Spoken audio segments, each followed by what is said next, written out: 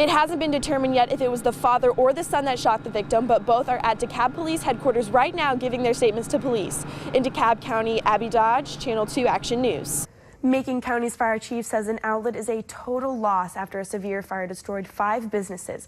The fire broke out around 9:30 Thursday night at 1003 South Missouri Street in Macon and burned into the early morning. No one was injured as the building was empty at the time. 20 firefighters responded to the blaze. They battled the fire for about 6.5 hours but had to return again after the roof collapsed. Fire Chief Ross Dutton says the fire did so much damage it will be difficult to investigate the cause. I'm at the corner of Lundy Lane and Kendrick Road where just 3 months ago, Nico Sepulveda and Ronald Trish were murdered.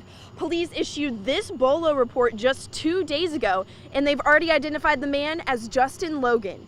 The hottest selling NFL jersey now belongs to a player who refused to protest on Sunday.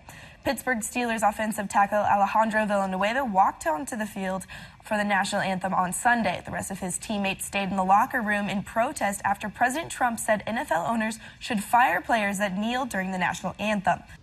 It's now up to the DeKalb Solicitor's Office to take action in this criminal case. We know this man because just last month he talked to us, claiming to be a victim in a renting scam in South Fulton. Here's what's happening right now. Inclement weather in Nashville is putting Mizzou's football kickoff time in question. Vanderbilt has pushed back kickoff between the Tigers and the Commodores to 7 Central Time due to heavy rain. Missouri has some of the highest and lowest scores from the latest index. I spoke with one woman belonging to the LGBTQ community, and she says the scores are accurate, but she wants to be a part of the movement to end discrimination here in mid-Missouri. In a town known for its legislation, Jefferson City is being criticized for a lack of laws.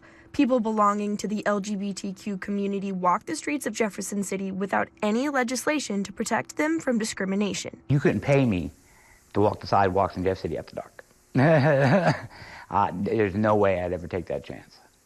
The author of the Municipal Equality Index, or MEI, says it has specific criteria when evaluating cities. Our legal department undergoes intensive research on city laws and policies based on publicly available resources.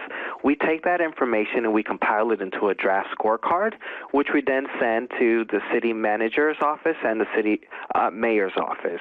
Jefferson City Mayor Carrie Turgeon says she received the scorecard internally but didn't realize its impact. Sometimes I'll get national things and not realize locally the importance of such a survey. Jefferson City is surrounded by other areas that are among the top scorers in the nation, but it still scored the lowest of any city evaluated in Missouri.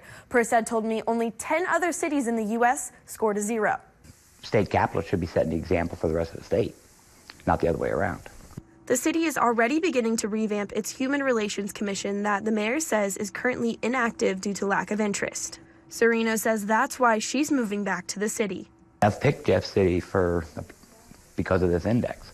I'm going to move to Jeff City and then I'm going to sign up for that Human Relations Commission. If there's ways that we can be more welcoming, if there's more that we can do, we certainly want to do that.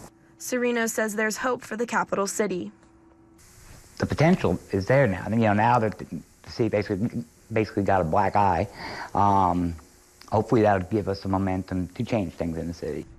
Abby Dodge, KOMU 8 News, Jefferson City.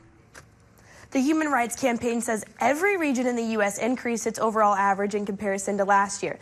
68 cities received perfect scores this year. In the studio, Abby Dodge, KOMU 8 News.